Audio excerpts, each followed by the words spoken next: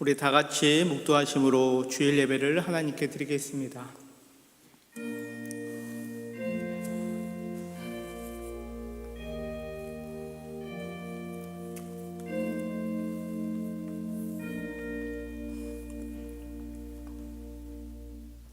여호와는 은혜로우시며 의로우시며 우리 하나님은 긍휼이 많으시도다. 여호와께서는 순진한 자를 지키시나니 내가 어려울 때에 나를 구원하셨도다. 내게 주신 모든 은혜를 내가 여호와께 무엇으로 보답할까? 내가 주께 감사제를 드리고 여호와의 이름을 부르리이다. 내가 여호와께 서원한 것을 그의 모든 백성이 보는 앞에서 내가 지키리로다. 은혜로우시며 의로우시며 긍휼이 많으신 우리들의 아버지 하나님, 주님께서 우리에게 베풀어 주신 크신 은혜와 긍휼이 너무나도 크고 놀랍기에 이 시간 예배를 통해 우리 모두가 감사와 찬양과 영광을 아버지 하나님께 올려드리오니 받아 주시옵소서. 예배 가운데 하나님 아버지의 은혜를 더욱 깊이 알게 하여 주시고 주님의 자녀로서 이 땅에서 빛과 소금의 사명을 감당함으로 이 땅의 모든 백성들에게 하나님 아버지의 살아계심과 구원의 은혜를 전하는 복된 삶으로 우리 모두를 이끌어 주시옵소서. 언제나 우리에게 좋은 것으로 채워주시며 가장 복된 길로 인도하여 주시는 살아계신 예수 그리스도의 이름으로 기도드리옵나이다. 아멘.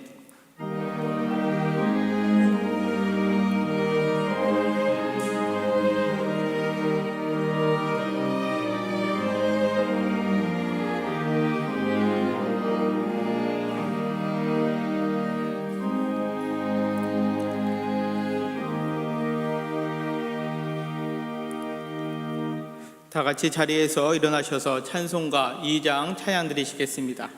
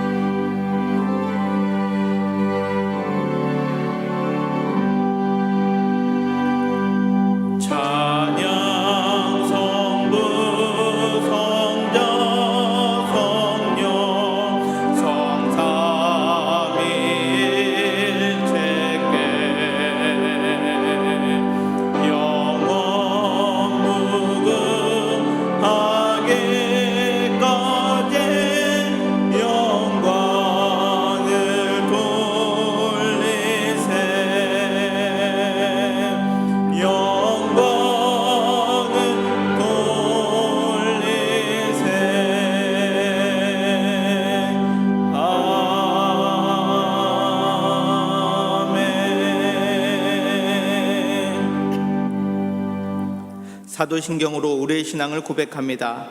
나는 전능하신 아버지 하나님 천지의 창조주를 믿습니다. 나는 그의 유일하신 아들 우리 주 예수 그리스도를 믿습니다. 그는 성령으로 잉태되어 동정녀 마리아에게서 나시고 본디오 빌라도에게 고난을 받아 십자가에 못 박혀 죽으시고 장사된 지 사흘 만에 죽은 자 가운데서 다시 살아나셨으며 하늘에 오르시어 전능하신 아버지 하나님 우편에 앉아 계시다가 거기로부터 살아있는 자와 죽은 자를 심판하러 오십니다. 나는 성령을 믿으며 거룩한 공교회와 성도의 교제와 죄를 용서받는 것과 몸의 부활과 영생을 믿습니다. 아멘. 다 같이 자리에 앉으셔서 교동문 58번 시편 133편 함께 교독하겠습니다.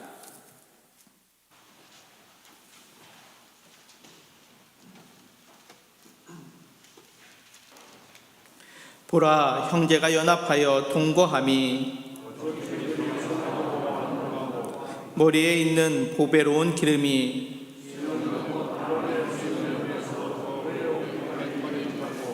헐몬의 이슬이 시온의 산들에 내림 같도다. 곧 영생이로다. 아멘. 이 시간 유우식 장로님께서 대표 기도해 주시겠습니다. 다 함께 기도 드리시겠습니다. 진실로 너희에게 이르노니 사람이 내 말을 지키면 영원히 죽음을 보지 아니하리라. 요한복음 8장 57절 말씀. 사랑과 은혜가 풍성하신 하나님 아버지 감사합니다. 신종 전염병의 창궐로 인해 모든 일이 위축되고 힘든 가운데 있지만 눈동자같이 보호해 주시고 지켜주시고 사랑하여 주시사 세상에 나가 승리하는 삶을 살게 하시고 오늘 이 거룩한 주일 강단으로 불러주시고 또 각자의 처소에서 유튜브를 통해 영과 진리로 참된 예배를 하나님께 드리게 해주신 은혜 감사합니다. 이 죄 많고 허물 많은 죄인 위에 독생자 예수를 이 땅에 보내시어 피 흘려 십자가에 못 박혀 돌아가게 하시고 부활 승천하사 그 고귀한 보혈의 피로 성결케 해주시니 감사합니다. 늘 그 말씀과 기도로 거룩되게 하시고 순종하게 하사 주님께 더 큰 영광 올려드리는 삶을 살게 하여 주시옵소서.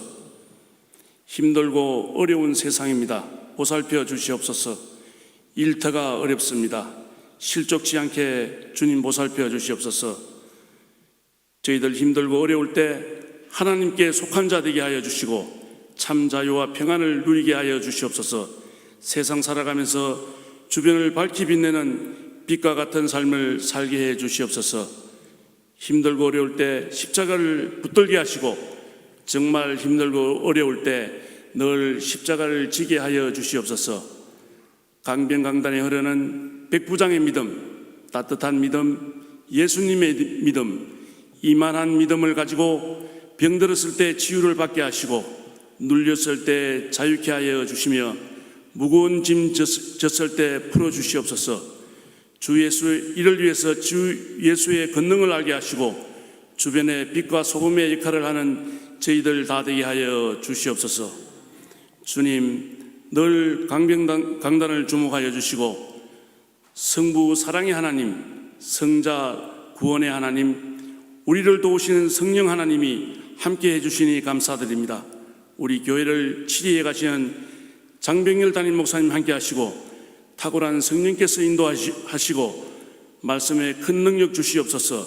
그 말씀 통해 많은 사람들 모여들게 하여 주시옵소서. 시대를 이끌어가는 목사님 되게 하여 주시옵소서. 교회를 치리해 가는데도 조금도 부족함이 없도록 하여 주시고 목사님이 원하시는 말씀과 기도와 찬양이 강변강단에 머물지 않게 하시고 문턱을 넘어 이촌동, 용산, 서울을 적시게 하여 주시옵소서. 믿지 않는 많은 사람들이 와서 믿고 구원에 이르게 하는 구원의 방주가 되는 교회 되게 하여 주시옵소서. 소문난 교회, 든든히 서가는 교회 되게 하여 주시옵소서. 우리 보좌하고 동역하는 부목사님들과 전도사님들께도 동일한 축복 주시옵소서. 원로 목사님 또 이렇게 몸이 불편한 가운데 있는 줄 압니다. 사모님과 함께 늘 강건토록 하여 주시고 그 가정 주님의 축복이 넘치는 가정 되게 하여 주시옵소서. 여러 모양으로 예배를 돕는 손길 위에 큰 축복 주시옵소서. 처음 시간입니다. 마치는 시간까지 막일절 틈타지 못하게 하시고 오늘 또 시편 143편 7절에서 12절 말씀으로 영혼이 피곤할 때는 어떻게 합니까? 라는 제목을 가지고 말씀 선포하실 때 30배, 60배, 100배여 큰 축복이 흐르는 시간 될 수 있도록 주님 인도해 주시옵소서. 이 모든 말씀 예수님 이름으로 기도드립니다. 아멘.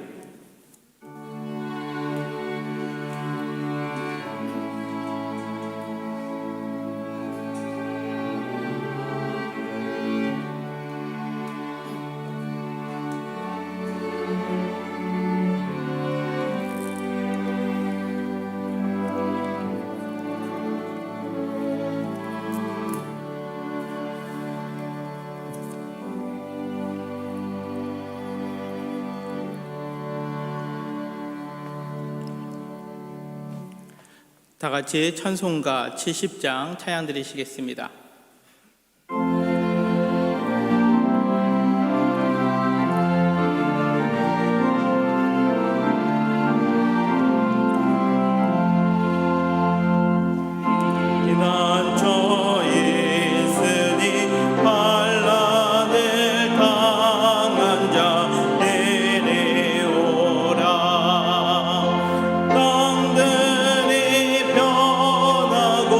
물결이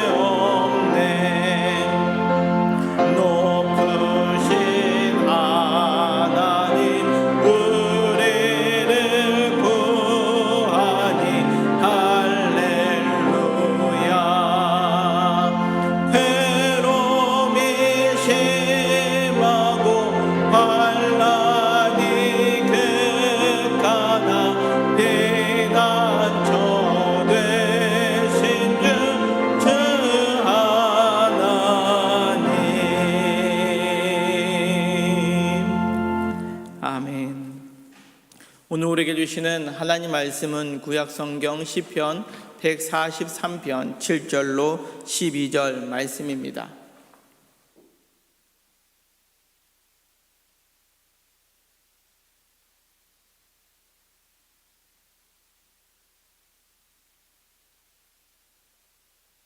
여호와여, 속히 내게 응답하소서. 내 영이 피곤하니이다.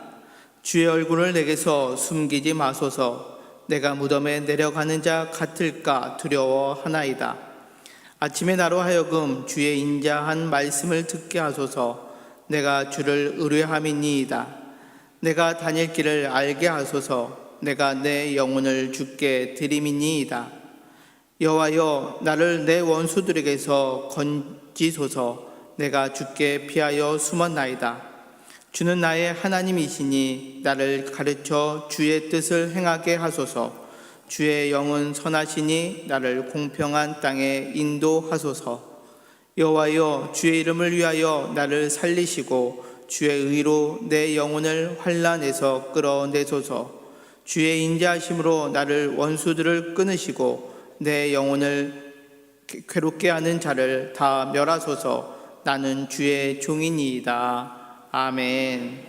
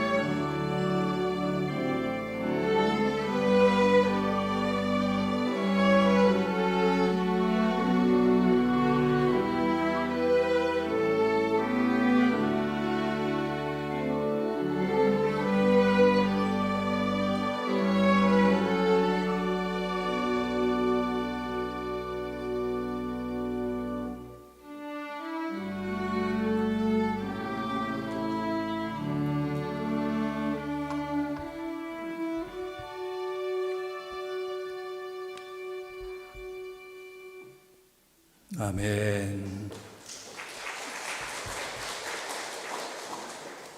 고맙습니다. 이 독일 사람 리하르트 프리베라는 분이 호르메시스, 때로는 약이 되는 독의 비밀, 이런 거 책을 썼습니다. 그 책의 그 기본적인 베이스는 이런 것 같아요. 우리를 죽이지 못하는 것은 우리를 강하게 만든다. 이분은 그 생물학자입니다. 그리고 많은 과학지, 의학지에 글을 쓰는 그 저술가이기도 하고요. 이 책의 그 내용을 요약하면 용량이 독을 만든다. 호르메시스, 이 말이 궁금하죠. 호르메시스가 뭔가? 그리스 헬라어에서 기원한 말인데요. 촉진한다, 자극한다, 흥분시킨다, 이런 그 의미를 갖습니다. 그러니까 해롭지 않은 범위에서 작은 스트레스, 또 아주 소량의 독, 이런 것들은 생명체에 자극을 주어서 면역력을 키워주고 질병에 감염되는 것을 줄여주고 이 생명을 연장시켜 주는데 이게 도움이 되는 효과를 주는 현상을 호르메시스 이렇게 이야기를 한대요. 생각나는 게 백신 접종이죠. 그 간염 백신, 또 요즘에 한참 우리가 전 세계적으로 추구하고 있는 코로나19 바이러스 이 백신, 이런 그 백신 접종의 효과는 과정은 이렇죠.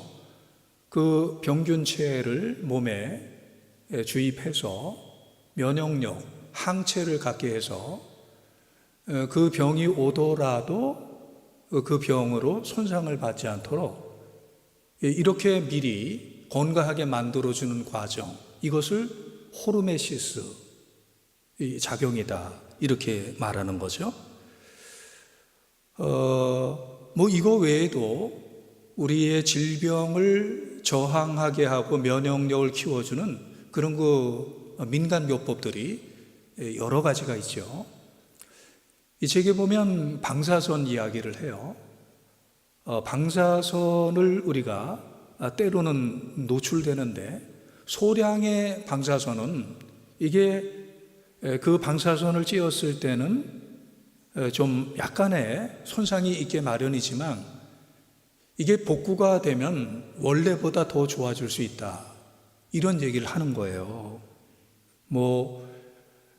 CT 촬영, 또 엑스레이 촬영, 요즘에 동위원소, 방사선 치료, 이런 것들이 방사선에 노출이 되지만 이것이 소량이니까 이것이 원상으로 복귀가 얼마든지 될 수 있다. 다만 양이 문제인 거죠. 이 책에서 보면 이런 얘기를 합니다. 우리가 등산하기 위해서 산에 올라가면 그 산에서 맞는 방사선 양이 이게 엑스레이 사진 몇 장 찍는 것보다 더 많대요. 그런데 그 산에서 쬐는 그 방사선 그 당시에는 영향이 있겠지만 이거 원상 복귀가 되는데 때로는 원상보다 더 좋은 상태로 전환이 된다. 여전히 양의 문제죠. 그래서 용량이 독을 만든다. 호르메시스. 오늘 이 다윗은 굉장히 지금 어려움을 당하고 있습니다. 큰 고난을 겪고 있습니다. 그런데 사실 이 고난과 어려움은 다윗의 축복의 통로가 되고 다윗이 이것을 이기고 나서는 하나님이 그를 더 강하게 하셔서 하나님이 그를 더 훌륭하게 쓰시는 이런 거 방편이 돼요. 문제는 이거죠. 이 문제를 어떻게 대하고 어떻게 풀어가는가. 자, 오늘 다윗이 시편 143편에 맞이하는 상황은 아들 압살롬이 반란을 일으켜서 쫓겨가면서 쓰는 시예요. 믿었던 사람들 믿지 못하게 됐고 함께 하려고 했던 사람들 이제 함께 하지 못하는 누구와도 마음을 열어놓고 대할 수 없는 그런 그 사면초가의 상황, 쫓겨가는 상황, 이것이 바로 다윗의 상황입니다. 이런 그 상황을 다윗은 한마디로 말하면은 영원히 피곤한 상태, 이렇게 말씀을 해요. 그래서 여호와여 내게 속히 응답하소서. 내 영혼이 피곤하나이다. 내 영혼이 피곤하나이다. 이렇게 말을 해요. 피곤하다라는 것은 육체적인 피곤, 정신적인 피곤, 그리고 영혼의 피곤이 있겠죠. 육신이 피곤하다라는 것은 다른 것이 아니라 마음은 원하는데 몸이 약해서 몸이 안 따라줘서 할 수 없는 상태, 이것이 바로 육신이 피곤한 상태이죠. 마음은 그렇지 않아요. 마음은 하고 싶어요. 그런데 육신이 약하니까, 육신이 피곤하니까 할 수 없는 상태, 이게 육신의 피곤. 정신의 피곤, 그 마음의 피곤은 의욕이 없는 거죠. 열의가 없는 거죠. 아무것도 하고 싶지 않은 거예요. 지쳐가지고. 이 마음이 너무 무너져가지고 뭐 하고 싶은 생각이 도무지 안 드는 거, 이런 것들이 생각의 피곤이지요. 영혼의 피곤함은 이런 겁니다. 영혼의 힘이 있어야 되는데 영혼의 생명력이 있어야 되지요. 그 영혼의 생명은, 영혼의 힘은 누가 주느냐? 하나님이 주시는 거예요. 하나님이 그 영혼의 힘과 영혼의 생명력을 주는 거예요. 그래서 그 하나님이 주시는 영혼의 힘과 생명력을 가지면 육신의 욕망을 따라 살지 않아요. 육체를 따라 살지 않을 수 있는 저항력, 육체의 이 세력을 이길 수 있는 이 힘이 영혼이 건강할 때, 영혼의 생명력이 있을 때 이것이 되는 거예요. 영혼의 힘이 있으면은 우리는 하나님의 백성다운 삶을 살고자 하는 의욕이 생깁니다. 영혼의 힘이 있으면 좋은 신자가 되고 싶어 해요.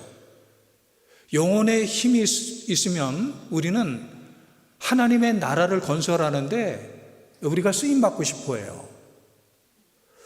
그런데 이 영혼의 힘이 없게 되면, 영혼이 피곤해지게 되면 제일 먼저 기도를 못하게 돼요.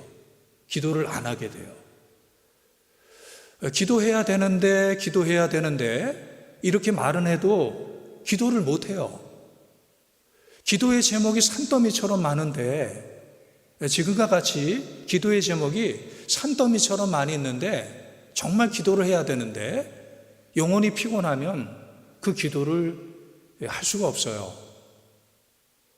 성경도 읽어야 되는데 이거를 읽지를 못해요.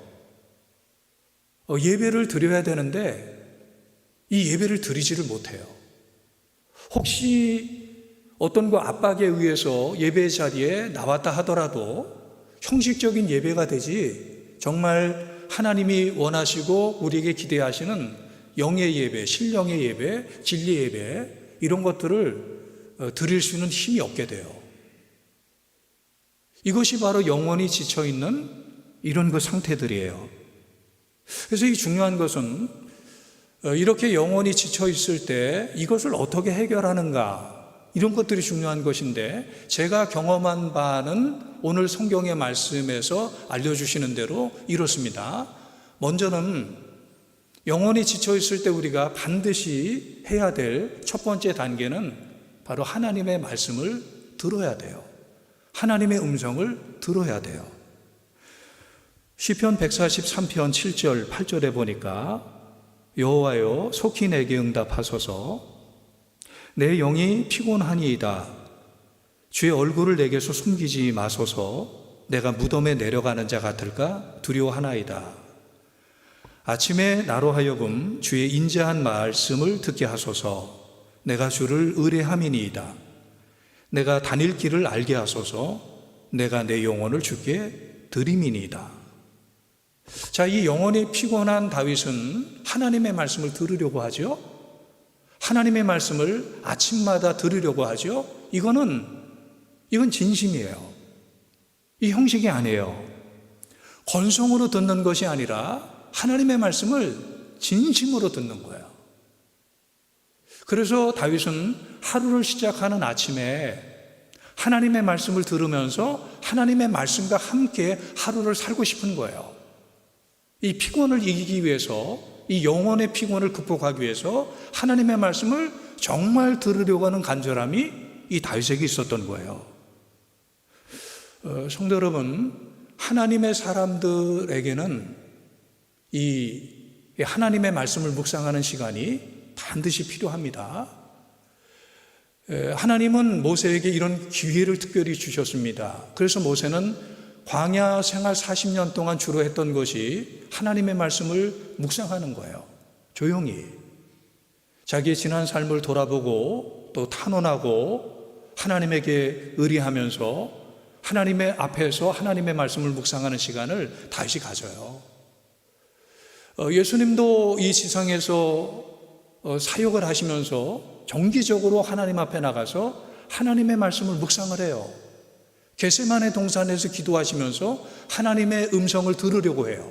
이런 것들이 우리 모두에게 반드시 필요한 거예요. 성경의 역사는 하나님이 말씀하는 역사입니다. 성경을 보면 하나님이 말씀하시는 하나님으로 등장해요. 성경에 보면 하나님의 사람들은 하나님의 말씀을 듣는 사람으로 등장해요.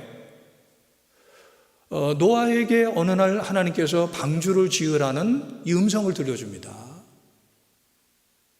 아브라함에게 하나님이 어느 날 본토 친척 아비집을 떠나 내가 약속한 땅 가나안 땅으로 가라는 말씀을 들려줍니다.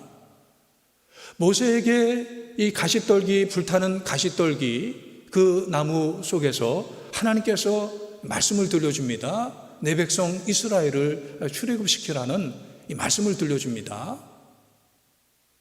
하나님은 야곱에게 베델에서 말씀을 들려주었고, 하나님은 이 야곱에게 말씀을 들려줘서 기근 있는 그 땅에서 가족들 70인을 데리고 애굽으로 피난을 갑니다. 하나님은 다니엘에게 말씀하시고 이사야에게 말씀하시고 예레미야에게 말씀하시고, 하나님은 끊임없이 당신의 종들에게, 선지자들에게 말씀을 하세요. 신약에서도 마찬가지입니다.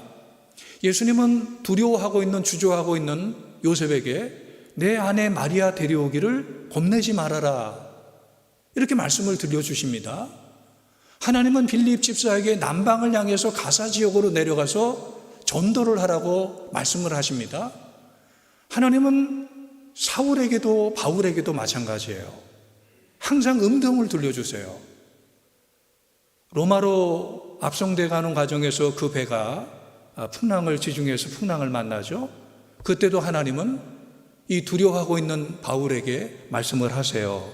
사도행전 27장 23절 24절에 내가 속한 바 곧 내가 섬기는 하나님의 사자가 어젯밤에 내 곁에 서서 말하되 바울아 두려워하지 말라, 내가 가이사 앞에 서야 하겠고 또 하나님께서 너와 함께 항해하는 자를 다 내게 주셨다 하였으니, 이렇게 말씀하시는 거예요.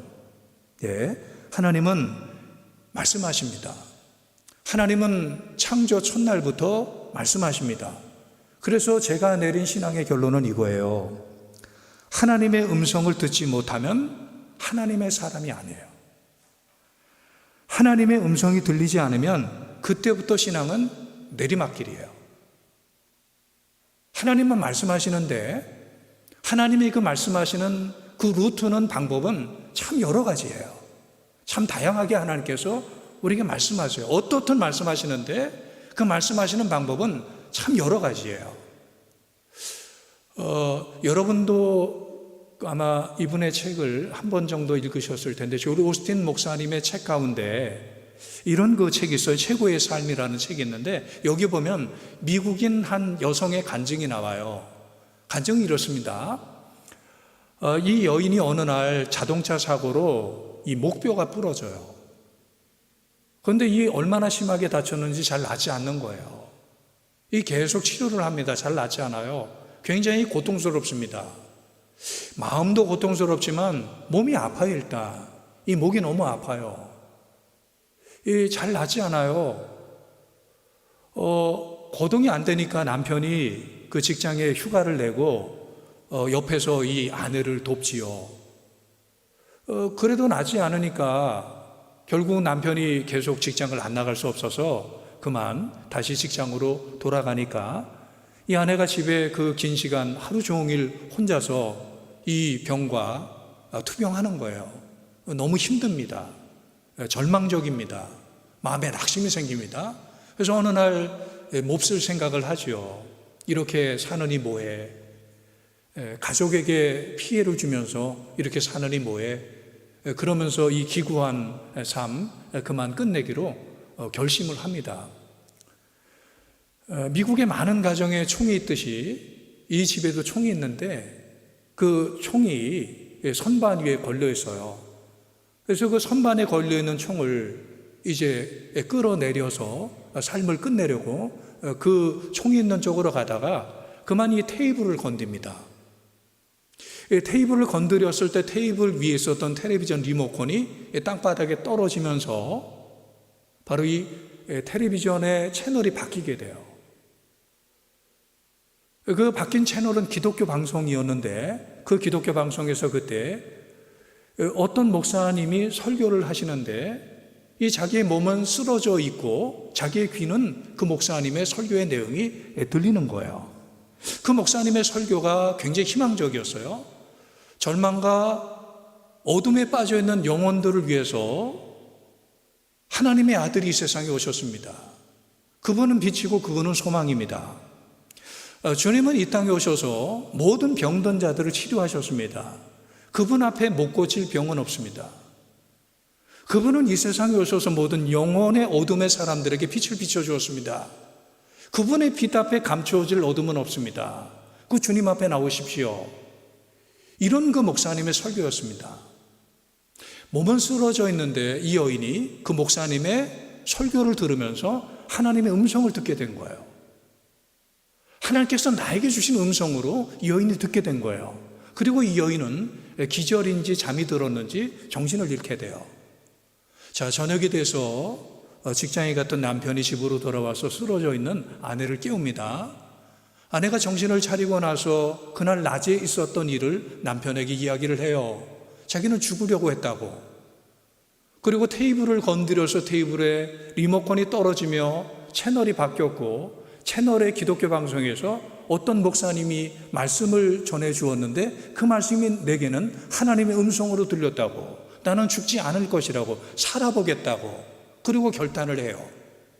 삶에 의욕이 생기니까 음식도 맛있게 되었고 그리고 잠도 잘 자게 되었고 그러면서 몸도 건강을 회복하게 되어서 하나님에게 쓰임을 받는 이런 그 간증이에요.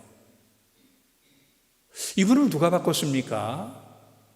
이분의 삶에 누가 역사했습니까? 어떻게 역사했습니까? 하나님이. 어떻게? 하나님의 말씀을 통해서, 하나님의 음성을 통해서 역사하시는 거죠.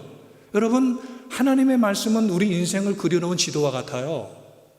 우리가 어떤 위치에 있어야 되는지, 우리가 어떤 삶의 방향을 향해서 가야 되는지 우리의 삶의 인생의 지도와 같아요. 이게 바로 하나님의 말씀이에요. 저는 개인적으로 볼 때 제 인생이 바로 하나님의 말씀으로 인도함을 받은 그런 그 인생이에요. 제가 모든 하나님이 저에게 하시는 말씀을 들은 것은 아니지만 적절한 순간에, 필요한 순간에 언제나 하나님은 저에게 말씀을 해주셨어요. 제가 1990년대 프랑스 유학을 하면서 힘든 때가 있었습니다. 곤비하고 상심하고 참으로 고통스러운 그런 그 때가 있었습니다. 그런데 그때 주님께서 저에게 말씀을 주셨어요. 예레미야서 33장 3절의 말씀을 저에게 주셨어요. 너는 내게 부르짖으라. 내가 내게 응답하겠고 내가 알지 못하는 크고 비밀한 일을 보이리라. 이런 거 말씀이에요. 저는 지금 생각하기에 이게 바로 하나님이 이 피곤한, 영원히 피곤한 저에게 주었던 정말 생생한 주님의 말씀이에요. 그리고 그 말씀대로 하나님은 내가 내게 응답하겠고 그 말씀대로 응답을 하셨고 정말 그 말씀대로 내가 알지 못하는 제가 꿈꿀 수 없었고 제가 계획할 수 없었던 그 크고 비밀한 일, 하나님이 저를 향하신 크고 비밀한 일을 하나님께서 이루어 나가셨어요. 그래서 학업이 지속이 되었고 사역이 지속이 되었고 오늘까지 이르게 되었어요. 우리가 영혼이 피곤할 때, 삶에 낙심과 절망이 올 때 하나님 말씀하십시오. 하나님 제가 듣겠습니다. 하나님의 뜻이 무엇입니까? 하나님은 저에게 어떤 말씀을 주시려고 하십니까? 이렇게 열린 마음과 열린 귀를 가지고 하나님 앞에 나간다라면 하나님은 어떤 방법을 통해서든지 말씀하시는 하나님이시기 때문에, 말씀이신 하나님이시기 때문에 우리에게 말씀을 하세요. 가장 일반적인 방법은, 일상적인 방법은 물론 성경이죠. 이 성경책, 기록된 하나님의 말씀, 이 성경책을 통해서 하나님은 우리에게 말씀을 하십니다. 하나님은 이 설교를 통해서, 이 목사님의 설교를 통해서 우리에게 말씀하십니다. 선포된 말씀, 선포된 하나님의 말씀의 설교를 통해서 우리에게 말씀하십니다. 하나님은 우리에게 사건을 통해서 또 사람과의 관계를 통해서 우리에게 말씀하십니다. 때로는 하나님은 꿈을 통해서 말씀하세요. 때로 하나님은 환상을 통해서 우리에게 말씀하세요. 어떻든 하나님은 말씀하시는 분이에요. 우리는 이 듣는 귀를 가지고 마치 사무엘이 성전에서 기도하듯이 주님 말씀하옵소서 내가 듣겠나이다. 이런 그 마음을 가지고 주님 앞에 나가면 영원히 피곤할 때, 영원히 지쳐있을 때 하나님의 말씀이 절실하게 필요한데 이 말씀이 우리가 들어야 돼요. 들려야 돼요. 그리고 우리는 하나님께 맡겨야 됩니다. 시편 143편 11절 12절을 보면 여호와여 주의 이름을 위하여 나를 살리시고 주의 의로 내 영혼을 환난에서 끌어내소서. 주의 인자하심으로 나의 원수들을 끊으시고 내 영혼을 괴롭게 하는 자를 다 멸하소서. 나는 주의 종이니이다. 다윗은 지금 하나님 앞에 뭐라고 고백을 합니까? 마지막에 나는 주님의 종입니다. 나는 하나님의 종입니다. 이 말의 전제는 이 말에 깔려있는 바울의 이 다윗의 고백은 이거예요. 나는 주의 손에 달려 있습니다. 내 인생이 주님의 손에 달려 있습니다. 내 미래가 주님의 손에 달려 있습니다. 내 가정이 주님의 손에 달려 있습니다. 나의 생명이, 나의 모든 존재가 주님의 손에 달려 있습니다. 나는 주님의 것입니다. 이런 그 고백이에요. 옛날에는 이 주인이 종의 모든 것을 주관했습니다. 그를 살 수도 있고 팔 수도 있고 그를 죽일 수도 있고 살릴 수도 있고 이것이 모든 종의 운명이에요. 이 모든 것이 주인에게 달려 있어요. 다윗은 그런 입장에서 하나님 앞에 나가는 거예요. 나는 주님의 것입니다. 나는 주님이 책임지십니다. 나의 모든 것은 주님에게 달려 있습니다. 나는 주님의 종입니다. 다윗은 그렇게 고백을 해요. 하나님과의 관계를 기억을 해요. 다윗은 지금 주님의 인자하심으로 나의 원수들을 끊으시고 이렇게 말할 때 하나님과의 관계를 가지고 나가죠. 아무런 관계도 없이 근거도 없이 나가는 게 아니라 하나님과의 관계를 근거로 해서 하나님에게 나가는 거죠. 나는 주님의 종입니다. 나는 주님에게 모든 것이 달려 있습니다. 그 주님께서 나의 원수들에게서 주님의 자비하심으로 나를 끊어주십시오. 나의 모든 것은 주님에게 달려 있습니다. 맡기는 이 고백이에요. 많은 그리스도인들이 자기 정체성이 이게 약해요. 자기 정체성이 흔들리면 믿음이 흔들립니다. 자기 정체성이 흔들리게 되면 조금만 어려워져도 시험에 들고 조금만 고난이 와도 이 믿음이 흔들립니다. 흔들흔들 거려요. 그래서 이 자기 정체성, 하나님 앞에서의 내가 누구인지 이것이 매우 중요한 거예요. 성도 여러분, 하나님 앞에 나는 누구예요?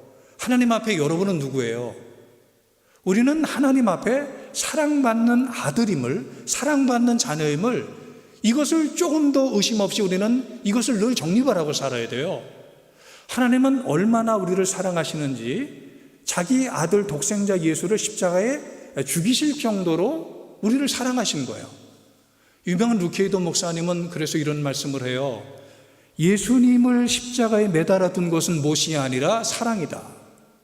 예수님을 십자가에 달아둔 것은 못이 아니라 하나님의 우리를 향한 사랑이다. 이렇게 말씀하는 거예요. 이만큼 사랑하고 이만큼 사랑받는 존재가 바로 하나님이고 바로 사람인 것을 우리는 잊지 마셔야 돼요. 나는 하나님의 자녀예요. 나는 하나님의 상속자예요. 나는 하나님의 걸작품이에요. 나는 이만큼 존귀한 존재예요. 이 영성의 대가들, 기독교 역사의 영성의 대가들의 공통적인 깨달음은 하나님 은혜의 절정으로 나갔더니 있는 모습 그대로를 받으시고 기뻐하시더라. 우리 있는 모습 그대로를 받으시고 기뻐하시는 하나님을 보게 된 거예요. 그래서 우리가 부르는 찬송가 중에 337장을 보면 이런 그 찬양 가사가 있지 않습니까? 내 모든 시험 무거운 짐을 주 예수 앞에 아뢰이면 근심에 쌓인 날 돌아보사 내 근심 모두 맡으시네. 무거운 짐을 나 홀로 지고 견디다 못해 쓰러질 때 불쌍히 여겨 구원해 주리 은혜의 주님 오직 예수. 이 찬양의 가사는 엘리사 호프만 목사님이 쓰신 가사예요. 어느 날 목사님에게 한 성도님이 근심의 어린 얼굴로 목사님을 찾아와요. 그러면서 목사님 어떻게 하면 좋겠습니까? 이 근심에 쌓인 제가 어떻게 하면 좋겠습니까? 그렇게 목사님에게 상담을 해요. 목사님이 상담하고 그를 위로해주는 기도를 하죠.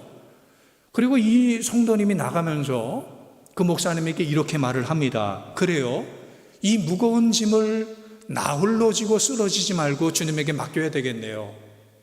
그때 이 성도님이 나간 그 모습을 보면서 영감이 떠오르면서 이 엘리사 호프만 목사님이 지은 찬양의 가사가 337장 이 가사예요. 이 무거운 짐을 나 홀로 지고 견디다 못해 쓰러질 때 불쌍히 여겨 구원해 주리 이 주님에게 이 모든 것을 맡기겠다라는 이런 그 고백이 있는 거예요. 이 맡기는 거예요. 이런 가운데 우리는 함께 해야 될 것이 무엇이냐면 바로 예수님을 생각하는 거예요. 하나님을 생각하는 거예요. 그래서 이 히브리서 12장 3절에 보면 이런 거 말씀을 합니다. 너희가 피곤하여 낙심하지 않기 위하여 죄인들이 이같이 자기에게 거역한 일을 참으신 일을 생각하라. 우리는 어려운 일이 있을 때 생각하죠. 힘든 일이 있을 때, 위기가 올 때 누군가 사람을 생각하죠. 참 씁쓸한 조크가 있어요. 한번 들려줄게요. 아마 들으신 분도 있을 거예요. 어떤 남자분이 쓴 글에서 제가 읽고 팡하고 웃음은 터졌는데 씁쓸했어요. 이런 거 내용입니다. 나는 지갑에 항상 내 마누라 사진을 넣고 다닙니다. 그리고 아주 어려운 일, 심각한 일이 생기면 그 사진을 꺼내서 항상 마누라를 봅니다.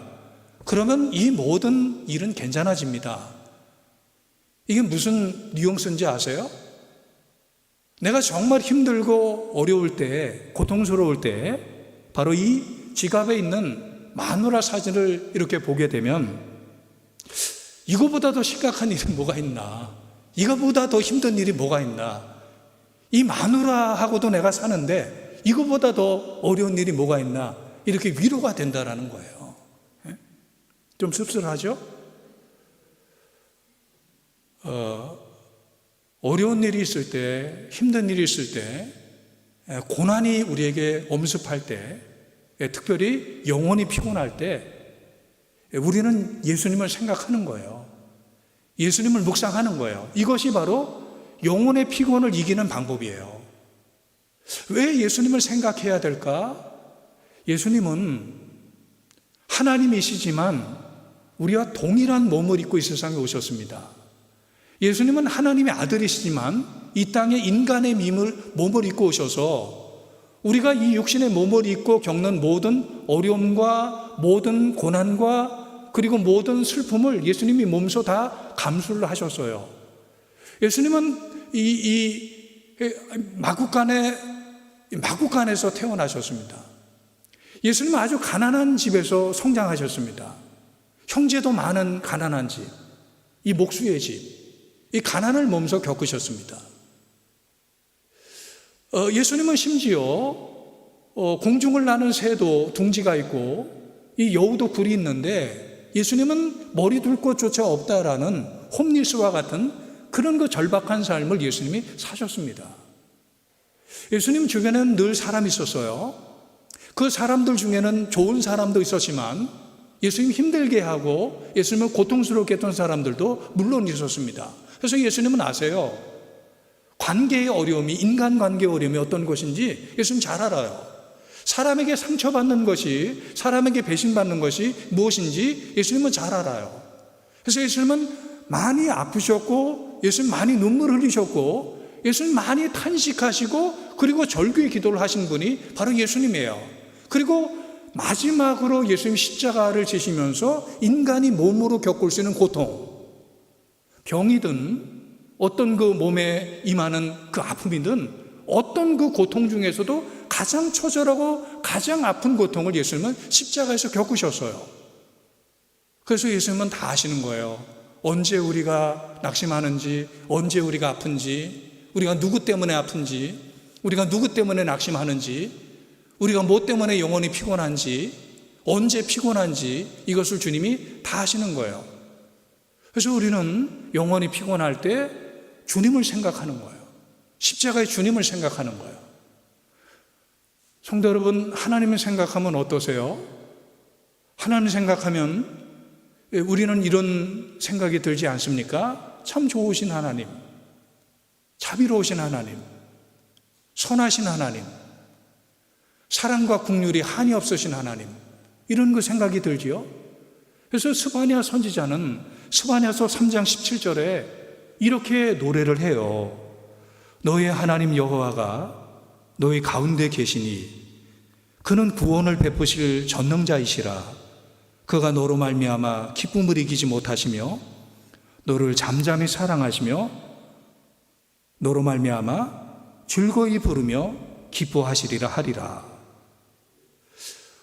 우리 부르는 찬양 가사 중에 이런 그 가사가 있는데 제가 굉장히 은혜 받고 좋아하는 찬양의 가사예요.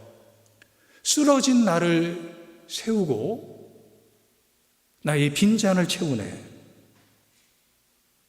우리 연약함을 알기 때문에, 우리가 자주 쓰러짐을 아시기 때문에 쓰러진 나를 세워주시고 이 빈 나의 마음, 빈 나의 영혼, 갈급한 나의 영혼 채우시는 하나님. 쓰러진 나를 세우고 나의 빈잔을 채우네. 주 나의 모든 것. 주님이 나의 모든 것인데 쓰러진 나의 영혼을 세워주시고 세상을 살면서 다 비워진 이런 거 나의 잔을 채워주시는 그 하나님, 그 하나님을 생각하는 거예요. 우리는 지금 참 어려운 시기를 통과하고 있습니다.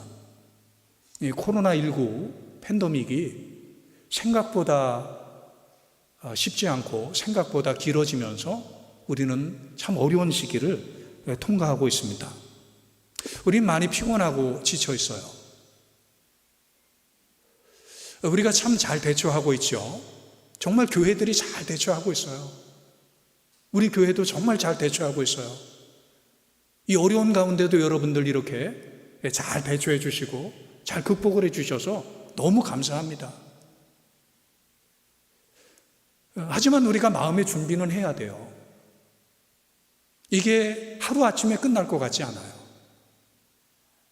이 코로나19 팬데믹으로 우리가 지금도 많이 지쳐 있는데 이제 우리가 대비를 해야 돼요.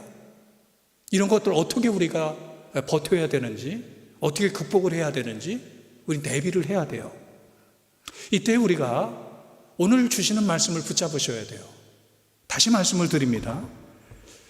우리를 죽이지 못하게 하는 것은 우리를 강하게 합니다. 호르메시스. 오히려 그 독이 우리를 죽이는 것이 아니라 우리를 강하게 할 거예요.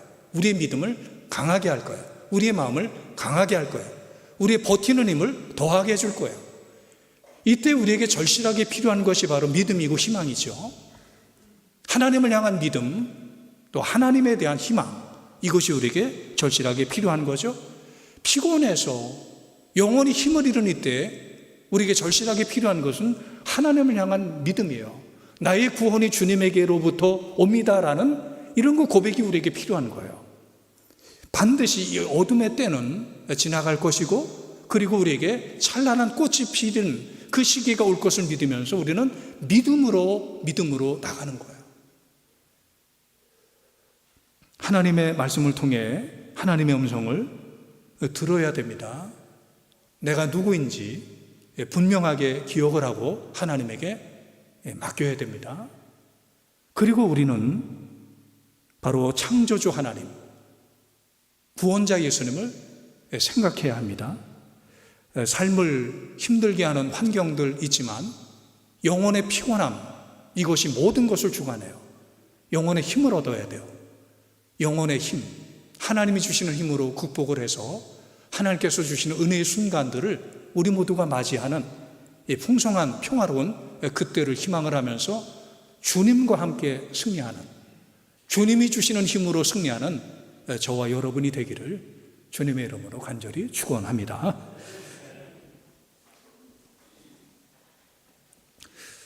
하나님 아버지, 광야 같은 세상을 살면서 우리는 피곤하고 지친 삶을 살아갑니다. 영혼의 피곤함 속에서도 하나님을 부르고 찾은 다윗처럼 우리도 고통과 시련 속에서 주님의 이름을 부르게 하여 주시옵소서. 깊은 절망 속에서도 주님의 말씀을 묵상하는 일을 멈추지 말게 하여 주시고, 아침마다 주님의 말씀을 찾고 들으려고 했던 다윗처럼 우리도 이때에 주님의 말씀을 듣게 하여 주시옵소서. 우리가 오늘도 하나님을 생각하고 또 예수님을 생각합니다. 우리가 주님의 말씀을 묵상합니다. 영원한 하나님의 말씀을 붙잡고 살아갑니다. 세상의 부귀나 존귀나 지식이나 권력은 모두 변하지만 주님의 말씀은 영원하심을 믿습니다. 주님, 나에게 주시는 말씀, 영원히 피곤한 이때에 나에게 주시는 말씀이 우리에게 들려지게 하여 주셔서 그 말씀 붙잡고 그 말씀의 변화 역사가 우리 가운데도 나타나게 하여 주시옵소서. 예수님의 이름으로 간절히 기도하옵나이다. 아멘. 오늘은 그 영상, 찬양 영상을 보시면서 준비한 헌금을 봉헌하시겠습니다.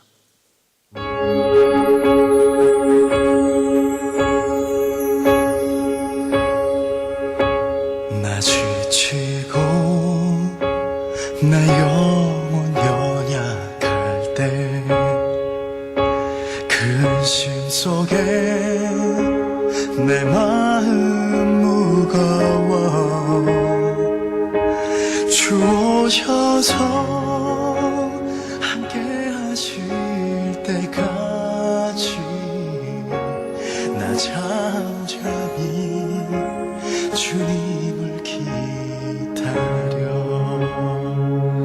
날 세우사 저 산의 우뚝서리 날 세우사 풍랑 가운데도 함께 하시 나가나게 하네. 날 세우사 모든 것 할 수 있네.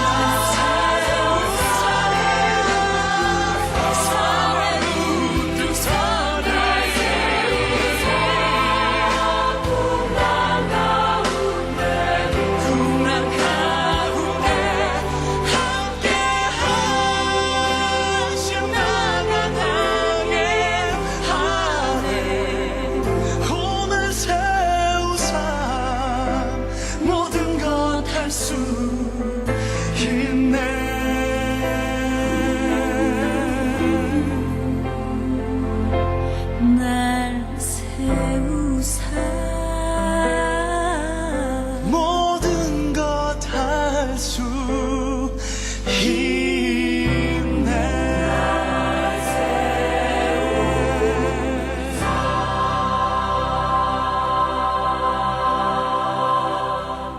아멘. 네, 기도하겠습니다. 지극히 높으시고 우리를 사랑하시는 은혜의 주님, 참으로 감사합니다.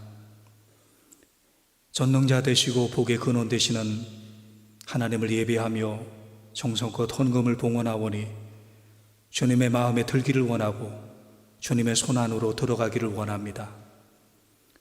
오늘 주일 예배 시간에 헌금을 드리는 손에 주님의 손을 포개 주시고 그 손이 축복의 손이요 사랑의 손이 되게 해주셔서 그 손으로 하는 일들이 잘 되게 하시고 닿는 곳마다 평화와 치유와 구원의 역사가 나타나게 하여 주시옵소서.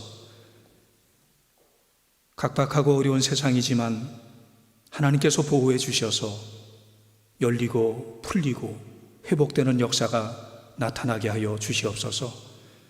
진실하고 겸손하고 신실한 성도들의 영혼에 주님의 빛을 비추어 주시고 그들의 가정에 주님의 평화가 임하게 하시고 그들이 하는 일들마다 주님께서 하늘의 복을 내려주셔서 주님의 위로와 주님의 소망으로 가득하게 하여 주시옵소서. 우리를 구원하신 예수님의 이름으로 간절히 기도하옵나이다. 아멘.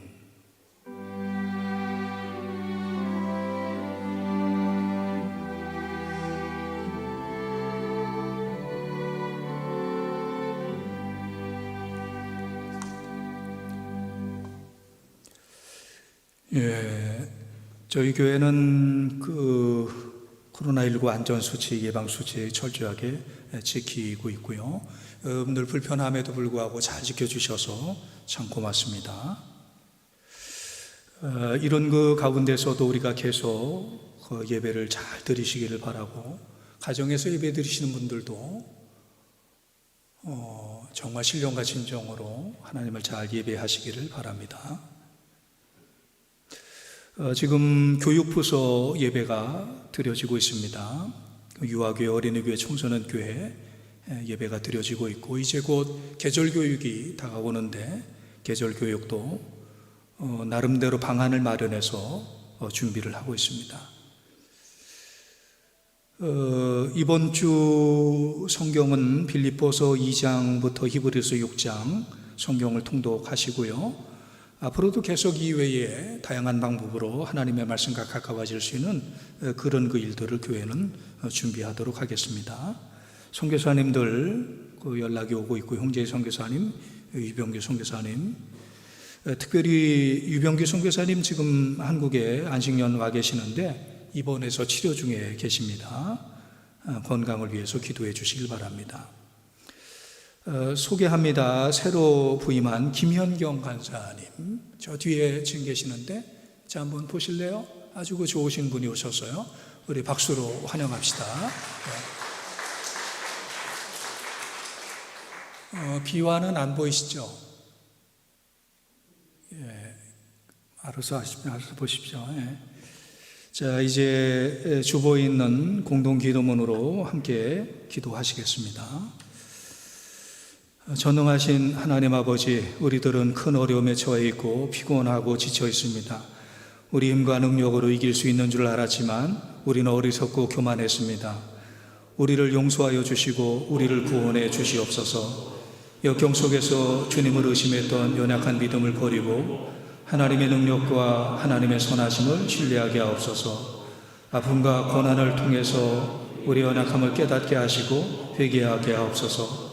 우리의 몸과 마음의 아픔을 치료하사 창조 세계를 누리고 사명을 다하게 하옵소서.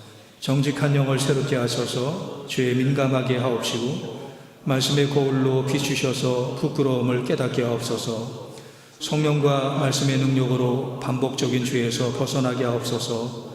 내 속에 정한 마음을 창조하시고 내 안에 정직한 영을 새롭게 하옵소서. 예수님의 이름으로 기도합니다. 아멘. 다 함께 일어나셔서 찬송가 412장 찬양하실 때 1절은 다 함께 2절은 남성분들만, 3절은 여성분들만, 그리고 4절은 다 함께 이렇게 찬양하시겠습니다.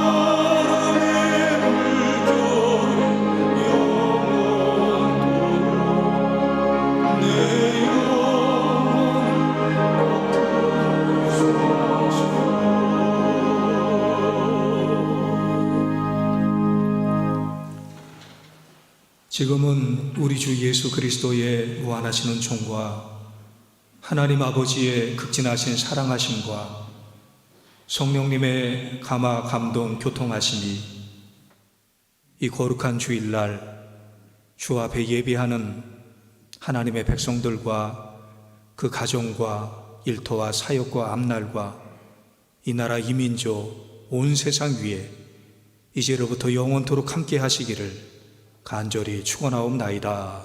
아멘.